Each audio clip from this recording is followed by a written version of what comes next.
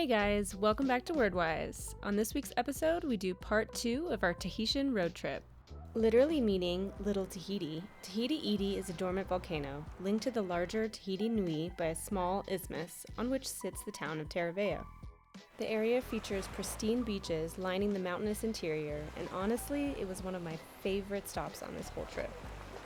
You really get a feel for the grandeur of the landscape on a visit to Belvedere Lookout on the Teahupo'o Plateau. The 9-kilometer road up to the viewpoint is quite small but well maintained, giving you outstanding views of a countryside not often seen by tourists visiting Tahiti on overcrowded cruise ships or carefully curated travel itineraries. From Teahupo'o, it is a lovely scenic drive into the rolling hills, slowly climbing elevation through cattle pastures and adorable little farms.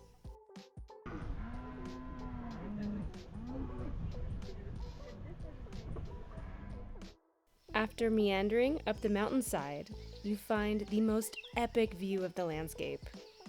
The viewpoint is perfect for lunch under the shade of the small gazebo.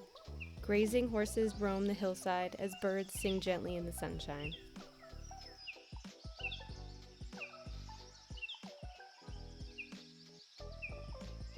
There are also several hikes around the summit of the plateau.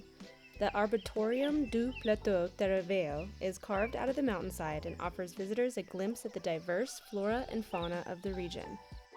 We spent the afternoon exploring, droning the epic views, and looking for our Airbnb for that night. Yes, that means that there was internet connection. Once we had our super last-minute accommodations squared away, we headed back down the mountain to Teahupo'o. Before heading further into the interior of Tahiti Iti, I would definitely recommend you stop for supplies and a bite to eat in town. There are much fewer options towards Teahupo'o, so stock up beforehand. Check out my blog linked below for some of my favorite recommendations in town, most of which are actually impressive food trucks with massive plates and super fresh tuna. Getting out of Teahupo'o, the roads wind back towards the sea.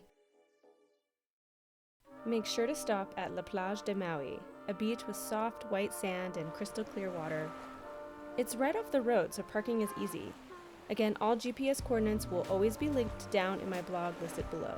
We waded in the water, chasing schools of small fish, but be careful, they fucking bite. Seriously, even with water shoes, I had several fish take little nibbles on my legs. While it didn't hurt, it definitely freaked me out. Our next stop was our Airbnb in Teahupo'o. That's the end of the road that traverses Tahiti Iti's southern coast. The drive is incredible, just inches from some of the most serene beaches on the island. Our quaint little home for the next few nights was such a gem for only around $165 a night.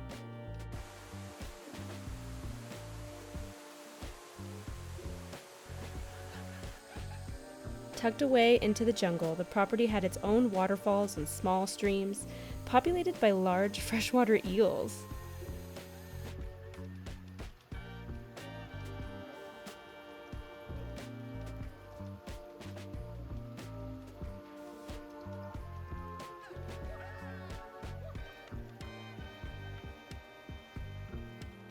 Our quiet bungalow sat at the back of the property.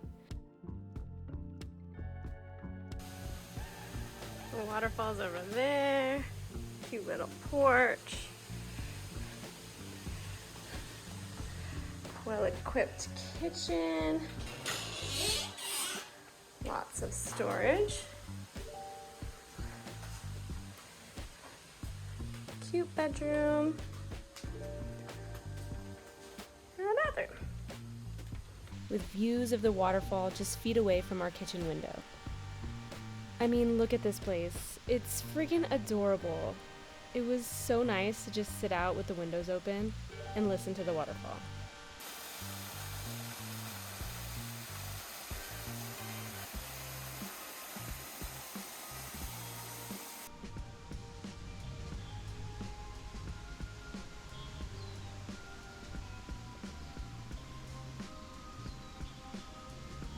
At night, the soft sound of water rushing over rock lulled us to sleep. We kept the windows open all night, but luckily we had a few lizard friends to help keep the bugs at bay. I have to admit, I have never slept so soundly with the sound of the water in the background. The dark sky glittered, illuminated by 1,000 stars. Pension Cheyenne has its own private stretch of coastline. It was just a short walk across the road to the charming dock exclusive to the property.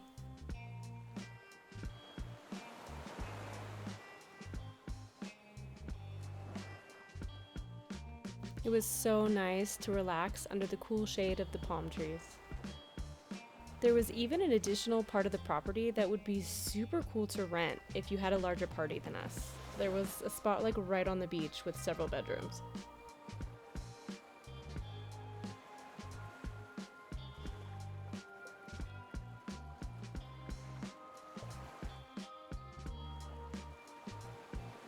We sat and watched the fish off the end of the dock for hours until the sun set.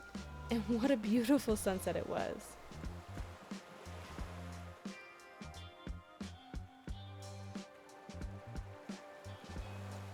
That was until I saw a shark.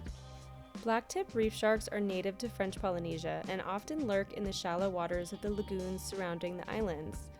While they're cool to look at from afar, I was not interested in checking them out any closer than from the safety of the dock. Coral reefs protect much of the coast of Tahiti Iti from the ocean's violent surf. These lagoons are filled with an incredible diversity of wildlife, including beautiful corals and schools of fish, along with sharks. Later in our stay, we took out snorkeling gear and kayaks that were available through the rental. See, in Tahiti, many Air BnBs offer kayaks and other gear so you can head out into the lagoons. There's really no need to pay separately for snorkeling or a kayaking tour. We kayaked around the lagoon for hours, enjoying the calm waters rich with marine life.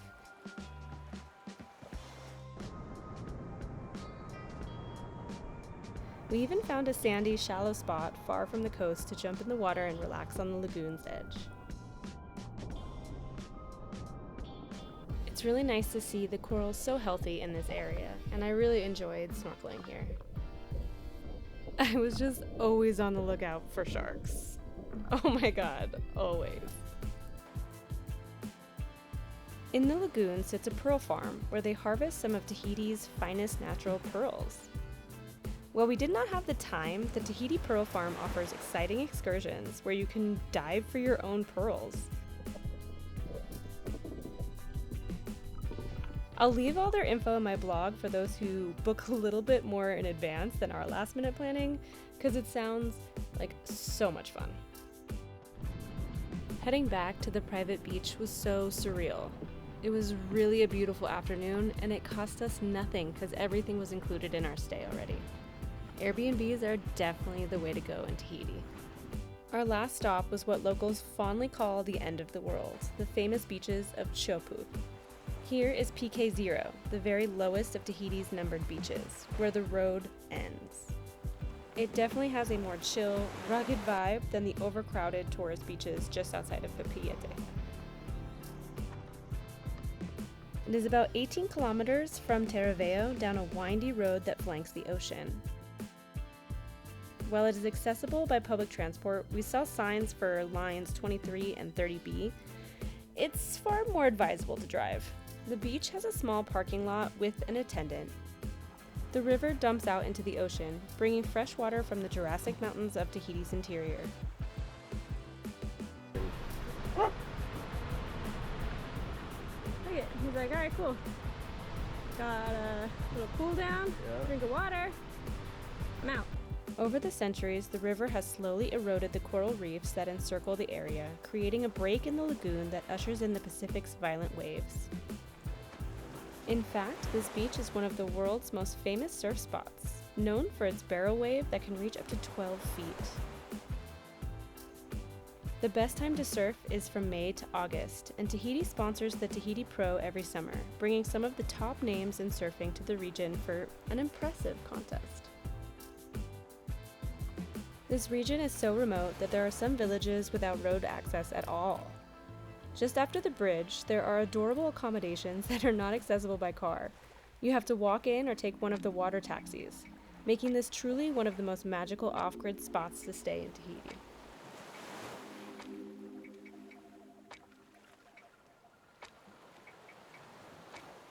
Unfortunately, we only had a few days here in Teahupo'o, although I would have loved to stay a lifetime. Internet was extremely limited and I had some work to do, so it was off to a new location and a new adventure. Make sure to check back for the next episode where we head up Tahiti's southern coast. Thanks again so much for watching. Your support really helps this channel grow. Please subscribe and like, and I'll see you next time. Bye!